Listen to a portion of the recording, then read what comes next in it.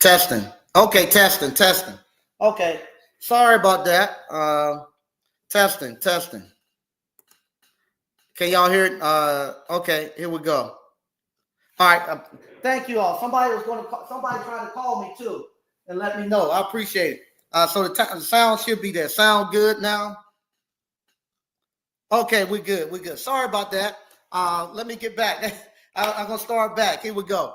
All right. Thank you all for watching. I've been playing with this setup, like I say, trying to get the actual camera and all that stuff to work. Trying to get a better picture for you all. I think I got the lighting where I can actually get a better light. But I'm trying to hook up another camera. I guess it was trying to. I was playing with it. I couldn't get it to work, so I guess it was trying to use the microphone on that camera. But anyway, I'll start back. Thank you all for watching. Facebook, family, friends, YouTube, family, friends. Thank you all for watching. Like I said, I'm trying to get back into my normal schedule coming on Mondays and Thursdays. But right now, I'm whatchamacall. We had a funeral for a very prominent leader within Johnston County. So I done that yesterday. The day before that, I had a funeral I had to attend for my cousin, best friend, grew up together. So I just didn't feel like coming on yesterday for that. With that, people want to know what's going on with the ice cream parlor over at the walk-up stand over in Rocky Mount. Over in Rocky Mount, we're in the final, what we call building final and zoning final. What they do in the building final and the zoning final, I do not know. I'm going to find out this week and next week, I guess, what exactly they're looking for in the zoning and building final. Because this is the first time I've done it. I've done many of houses back in the days where we got COs and stuff, and I just done the electrical part, and once the trades finished, because it wasn't a building that we built from scratch where we had to bring utilities and stuff in. Once I got my CO, once I got all the trades finals done, I got my CO and I was able to go. Well, with this one, all the trades and stuff are good, but now we have to go and we got to get a building and a zoning final. I don't know what that entails. We're going to find out. But in the meantime, I got to get out here and start selling some ice cream and driving people getting people actually coming to the spot. And I want to find out what flavors actually work there. I want to start getting a feel for the community. Hopefully, I can actually start seeing some people coming through buying ice cream from my trailer. I'm going to bring the ice cream trailer out starting tomorrow. And hopefully I can see some of the community, maybe pick up one or two people who could become potential employees. And like I say, just getting a feel of what they like and what flavors we need to have and how things going to run out there. So we're going to actually start opening up selling ice cream out the trailer there tomorrow. And we're going to run it like that until we go into the actual ice cream stand. So just wanted to let you know with that. So if you're in the area, shoot on by there. We'll be out there tomorrow. Tomorrow is going to be kind of a dry run. We'll be there from 1 until 6. And then I'll be back out there on Friday, Saturday, and Sunday. And then we're gonna keep rolling it like that and see how it goes. All right. So gonna jump right into our actual topic for today. The topic for today we have is having time to prepare. And having time to prepare kind of plays into I gotta be careful with the wording here, not throw or play, but it's kind of like what happened this past week. Like I said, I had to attend 2 funerals. One was for a prominent leader in Johnston County. He died unexpectedly and suddenly. It just caught everybody by surprise. Then my cousin, he passed last week too, and he was buried on Sunday. With him, he actually had a long fought with cancer, and he fought cancer for years, and put up a strong fight. And I just kind of a comparison of the two, what's happening, having time to prepare. One of my cousins who actually spoke at the funeral, he said something that really resonated with me. He was like, our cousin actually no, you don't be. He said you can't be sad that he had to fight cancer. You sad that he's gone, but you can't really be sad that he fought cancer all that time for many years because what happened, him fighting that cancer that many years, it had him time to prepare himself and get himself ready to be able to transition. And what he said, sometimes a lot of us might not get a chance to prepare. It come quick and sudden, and you have to make sure that you always ready. What they say, you stay ready, you ain't got to get ready. Because that's kind of what happened with Marlon. Marlon stayed ready, so he didn't have to get ready. Marlon was ready at any time, and his number got called quick, and he was ready to go. And it was suddenly, just a couple of an hour, 1 hour before he was on social media, text, and doing what he normally does, and the next hour later he was gone, just that quick. And you don't have time to prepare in that time. And this kind of plays into the same thing with you all with the appliance boot camp and the job market. Some of you all are getting warning signs. Your companies have already told you, hey, we're gonna have layoffs coming, or they done told you, hey, I need you to start writing down what you do every day, because what's gonna happen, they're trying to figure out who's gonna stay and who's gonna go. So they done already told you, they done told you they have cutbacks, they done told you to come back into the office. They done gave you these warning signs that, hey, something is coming up down the pipe, and it's giving you time to prepare. And in that time, you need to start preparing and start looking for alternatives to be able to support you, yourself, your family, if you have a family, kids and stuff. You just don't want to sit there and wait and let it come get you. You don't prepare yourself. Because what happened, if you just sit there and wait and be like I was when I got caught, I knew it was coming when I first got laid off 20-some years ago, but I didn't prepare and get thrown out there and into the lake, get thrown out the boat. Now that's a bad way to be, and you trying to struggle to figure it out and whatnot. Because like I tell everybody, you want to actually be able to get the boat as close to the dock as possible before you jump in. You don't want the boat way out there in the middle of the ocean or way out there in the middle of the lake, and you trying to jump in there and get into the boat and got to swim to it. That's what I had to do 20-some years ago, and that's a bad way to be, especially you got a family on your back trying to get there. So now is the time where you can start planning. It doesn't necessarily have to be appliance boot camp that you come to. You can go to many places. I saw JT and Andre doing something. Andre has the notary school. You can go back and trying to think of some other courses you can take that I could recommend. You got TML. You can go to TML. You can go over to SSG. You got places you can go. You can go to Fred's Appliance. You can go over to Dryer. You can go to all these places. You need to go someplace and start preparing because it's going to come. I like doing something that's what we call recession proof. That no matter how bad the economy get, normally you can still survive. Appliance repair is one of those recession proof businesses because the worse the economy get, the better appliance repair get.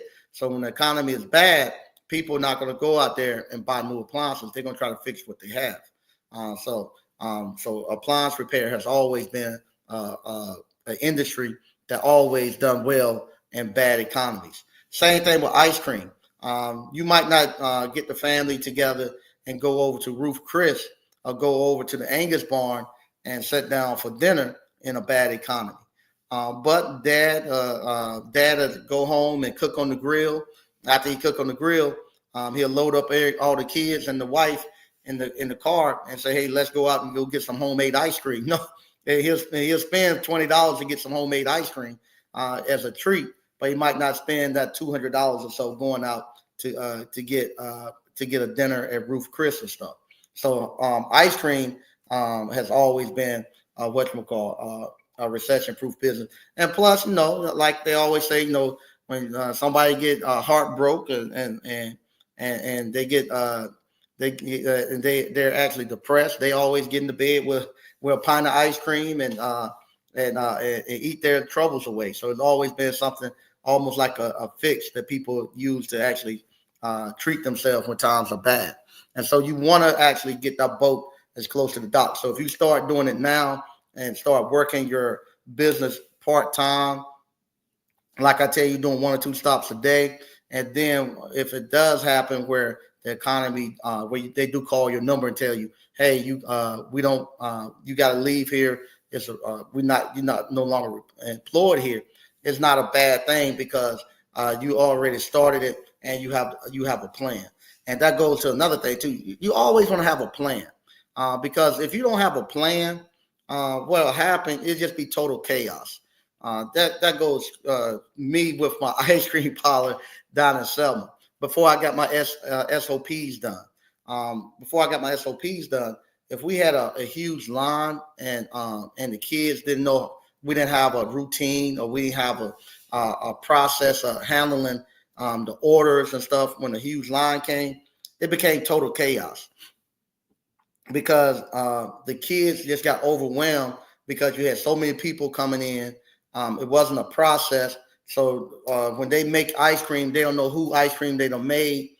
They'll just call out a flavor. So what happened? They'll say somebody will come in and order a Oreo waffle cone. So they're just and the cashier said, I need an Oreo waffle cone, and so they go make the Oreo waffle cone, but in the same time, 2 more people don't order the Oreo waffle cone.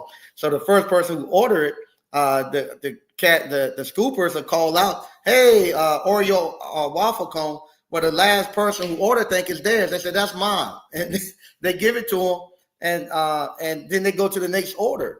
And what happened? 2 people in front of them be like, "Hey, I ordered Oreo waffle cone. He came after me. How he go first?" And so that became a problem, and they had no way to tell who Oreo ice cream cone it was. So what we done, we came out, the way normal restaurants do. You get a ticket, and on that ticket you got numbered. So instead of calling out the flavors, they call out the number. So everybody had their own number, and that actually worked them out. Also, with the long line, the cashier would get nervous because they see just a long line, and they wanted to get everybody served and out the way before they get the next person, and it would just make the line back up more and more. So with that, I was telling them, no, we don't want to do that because what happens if you're actually getting people waiting and waiting because you want to get the person at that cashier, you want at the counter, you want to get them totally taken care of, and you still stacking people out the door. What's going to happen? Some people are going to look and say it ain't worth the wait and go on. I don't want that. I want you to get the orders and get that cash in the drawer and just start pushing the tickets down. I don't care if we got tickets stacked all down on the counter to be made. I want to get the money in the drawer so they don't leave. So once we get all the orders made, we're working through the tickets. It'll take us a minute or two, but everybody has gotten all that. You have taken all the orders. The people now are waiting. You got people having conversations and stuff. It's not so much of them waiting to put the order in. Now they're saying that they hear the numbers getting called. They know their number is coming up. They don't have to ask you when mine's coming because they just heard this number called number 10. They know they number 12. They know they 2 down. So it made it so it wasn't no commotion, no confusion and stuff anymore. So that's why you got to have a plan. And also the reason you need to have a plan, because when you got a plan, your money and your money that you have tied up for your home and for your business and stuff, it actually goes further, and it makes it. I got to be careful with this stuff because I got to be really careful because I got stuff. People who watch this, and I have to be careful. But your budget, because I don't want to say something. Who's this? People keep calling. Hold on a second. Give me a second.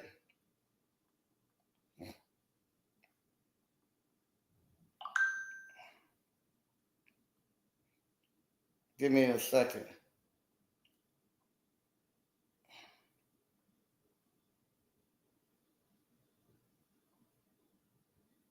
All right, there you go. Everybody's calling me now that I'm on here. But what happens if you got a plan, uh, especially a budget, where you're going to be spending your money and stuff, especially if you think what your job is going to come to an end. If you got a plan, you don't get nervous and start thinking, oh, my paycheck is going, how I'm going to make it. Because what happened with that plan to do, it actually you actually know at this point in time I'm going to get this amount of money. This is all the money I can spend right here, and it actually keeps you from overspending and having confusion and getting nervous. Where the same thing happened with me all the time. Matter of fact, it's happening with me right now with me with this new ice cream parlor and stuff that I'm building. I want to go there and do a whole lot more. I want to go there, do the landscaping. I want to put the picnic tables. I want to do all of that, but I don't know what the cash flow is going to be at right now. So I only can budget so much money to put there until I see the cash flow coming in, see what the numbers are going to be like, and then after a week or two of me getting the number, well, it'll take about maybe about 4 weeks, because the first time when you open, everybody's coming in. You can't judge your numbers after that. After about the third week, you'll start getting a real feel of what your number's going to be like, and then from there I can judge how much money I got the budget to spend and to put into the ice cream parlor. So what happens now, I'm looking at all this stuff that I need to have or I would like to have to open. And I have to actually not be panicking and saying, hey, I got to have this to open. I got to have that, and then go there and spend all my money and then ain't got enough money to buy supplies or pay payroll. So when you have a budget, you know this is the amount of money I need to have, and this is the amount of money I can spend. And it keeps you then not panicking, because you don't panic anymore, because you know this is all I can spend on it, and I got to wait till the money come in, and you don't get nervous if somebody was to call you and say, hey, can you do this and can you do that? I can't do it now. I won't have cash until this day. This is when I can actually do it for you. The other thing too, when you like slow it down and you start to plan with the process, it starts to get fun. Right now, I'm having a lot of fun with the actual ice cream stuff, because I got a process that I'm working. It's not something that's scaring me anymore, and it allows you to get more creative when you're not in a panic and in a survival mode, and you can actually slow down and actually think about what you're doing. You get to become more creative. So today is one of the things I've done. I came in and I started writing sales copy. I started looking at campaigns and stuff that I can do to actually start bringing in more cash and stuff. And I'm writing that stuff out and become more creative. So that's the things you need to do. You need to actually get that boat close to the dock. You need to have a plan, and you need to just slow things down so you can get more creative and enjoy the process. I'm going to read some of the stuff we got going on in the chat, and then I'm going to get out of here. Like I said, I'm trying to keep these things a little bit shorter because I don't want to be here all night, for one, and you all only listen for about 30 minutes most of the time. So I try to keep them somewhere around 30 minutes. So we say all of that with no sound. Sorry about that at the beginning. I got the sound going. All right. We got Shimano 5 Lines. Say salute to Grandmaster Mike and ABC family. Long time no see. Yeah, I'm getting back in it, man. We getting ready to get it going. And like I say, if you hadn't already, go to appliancebootcamp.com, sign up for the course. We got the appliance bootcamp. We got the ice cream parlor. If like I say, not open that window and that first dollar pass through that window of that ice cream parlor. That price for that ice cream parlor is going up if you want to get the ice cream course. All right. DCNF, what's going on, man? So what's good, Mike? All right. Donnie Madden said, what's up, Mike? What's up, Donnie?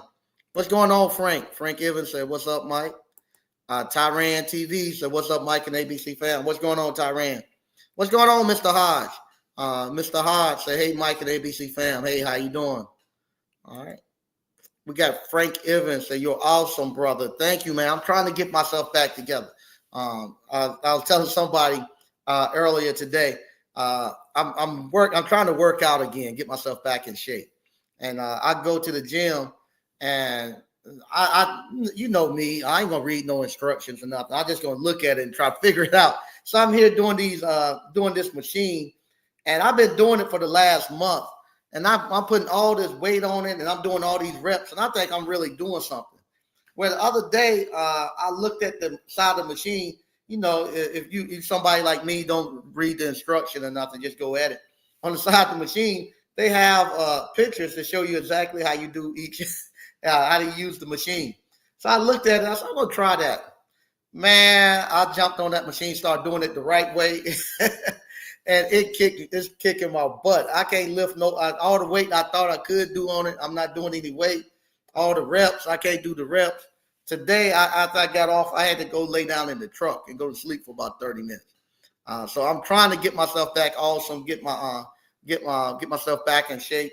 Not only I'm trying to do it physically, I'm trying to do it mentally and spiritually and financially. I'm doing all these things, get myself back together. And that was one of the things too I had to do. I had to actually tell myself from 11 to 6, I can't talk to anybody. I got to be productive working on my businesses and stuff. And from 6 until about 12 is playtime. I could talk then, but from 11 to 6, I got to be strictly about business and money. And I have to talk for leisure after 6 o'clock. So I told everybody that. So that's why I'm getting phone calls now, because I told everybody I had to be after 6. So all right, Sean C. Let's see here. All right. Sean C. Let's see here. Here we go. Salute to Mike and ABC family. My condolences. Yeah, thank you. My cousin lived a great life. He squeezed every ounce of life out of his 53 years. And Marlon done amazing work too within his 51 years. But they live great lives. Very inspirational. All right, thank you, Michael Manuel. What's going on, Slick, man? Say, yo, good to see you in here. Eric Bass. Hey, Mike, the family from Kinston last Saturday, about 4 p.m., we saw you pull in for a few minutes and drove off. Folks from Kinston drove up to meet us there. All enjoyed the experience, too. Oh, thank you. Yeah, Saturday, about 4 o'clock. Yeah, where was I? Oh, yes. Saturday, about 4 o'clock. Saturday, I had to go back home to my hometown, and I done an event for the Oxford Housing Authority. Thoroughly enjoyed it. Met some good people out there, very good people. West Pete said, "What's up? Hey, what's going on?" Marcellus Nelson said, "Keep going." Okay. All right, Mikey said, "Sorry for the loss." Okay, thank you. I appreciate that. I appreciate that. My family and the county appreciate all that. Once again, if you hadn't already signed up for the Appliance Boot Camp, like I said, I'm still trying to fix this studio up and get my editing stuff here. So what I'm still got videos. I got plenty of videos I need to edit and get out there. So as I start to put the studio back together here and getting my editing software here and get everything transitioned over into where I'm at now, I'll start rolling out those videos. Like I said, this weekend, you're going to see me out there in Rocky Mount. Hopefully by next week, we'll be totally done in Rocky Mount and we just be in the shipping container. But you're going to be able to get ice cream. I'm going to just be rotating flavors out there every couple of days, just seeing what the people like, seeing and getting our name out there. And so we're gonna have a good time. Be on the lookout. Follow our Facebook page and the YouTube page for Old Fashioned Ice Cream. You're gonna start to see a lot of our promotions and stuff coming out there. If you somebody within the area of Wake, Durham, or Johnston County, be looking for those things. There's gonna be some good stuff we got coming up. So once again, thank you all for watching. And I'll be back on Thursday. I'll come back on Thursday. I'm getting back onto my time. So I'll see you all Thursday afternoon. Bye-bye.